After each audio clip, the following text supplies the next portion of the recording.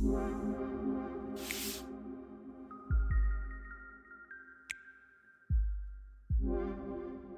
guys, uh, welcome to a brand new tutorial. This is a cover for DC Comics. It's a Superman with Justice League. The editor requested that all the characters in the cover will have like some sort of Superman design outfit, but taking in consideration that to keep the design elements of the original outfit that each and every one they have. Um, this is like my initial sketch for this. I just wanted to block out and the main characters first with like very loose sketching, mainly focusing on composition and head placement. And that's one of the rules that I try to follow whenever doing a group shot, is making sure that the heads um, have an interesting position, both in depth and in spread. I mean, I guess if I squint and look back from afar, I want to make sure that if I turn this off, there's an interesting pattern there that is not too repetitive or linear. Like, I don't want all my characters to be, you know, the same size, and this is kind of boring. I'd rather have them spread around. So to me, that's the two key elements that I focus whenever I'm doing this block out, is just making sure that I have a good composition in the depth of my characters and the placement, making sure that every single one of them has their moment, I guess, in the image, but also making sure that you get a dynamic position on every single one of them. Once I'm happy with the composition of this sketch, I will replicate the same scene in 3D. So this is my reference image. I did this in the iPad on the Magic Poser app, trying to like have the same placement of my characters, but right now I have a better information on lighting, anatomy, and just basically proportions. I'm also trying to have some creative freedom on this, so I'm not sticking too close to it, because I want the Superman to be my Superman, to be with the characteristics of what I think Superman has. Sometimes sticking too close to your reference can make it look stiff, generic, boring. Like, sometimes you'll see these, I don't know, traditional artists that have these amazing skills at painting and watercolors and oil, and they can do incredible, beautiful paintings. But when they try to do like a superhero cover, their superheroes look very odd, not very idealistic. And I guess because they are trained to like focus more on the visual elements of things rather than idealizing the characters. And to me, that's one of the key things. Like, you have to see the character first, the personality. I mean, each and every single one of these characters means something to many people, and I want to communicate that whenever I'm drawing. So like, sticking too close to your reference is just gonna make them look without personality, and that I think that's where the artist comes in. You know, it's up to you to make sure that you bring that personality into these characters. So yeah, reference is very important, but at the same time, you have to use it as a reference, not as a copy paste. It's a guidance, I guess.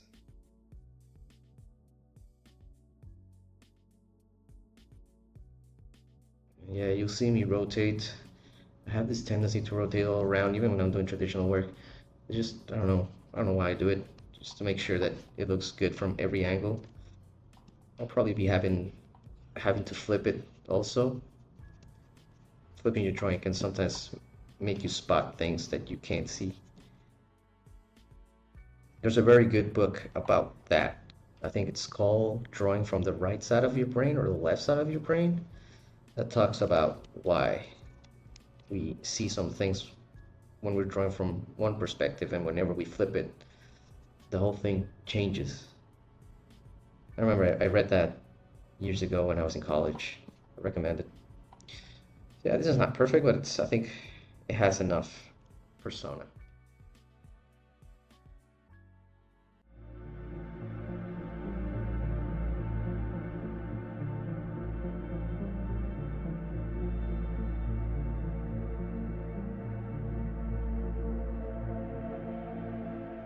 I'm just mainly focusing on having the big shapes figured out and the proper placement of things.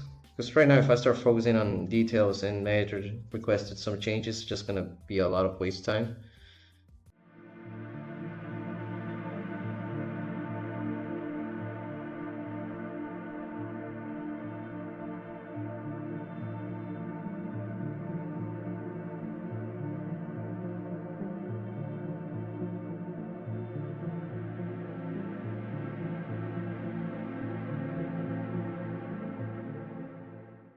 Another important thing whenever I'm working on these covers, especially for grip shots, is like, as we were talking before about bringing the personality of each character.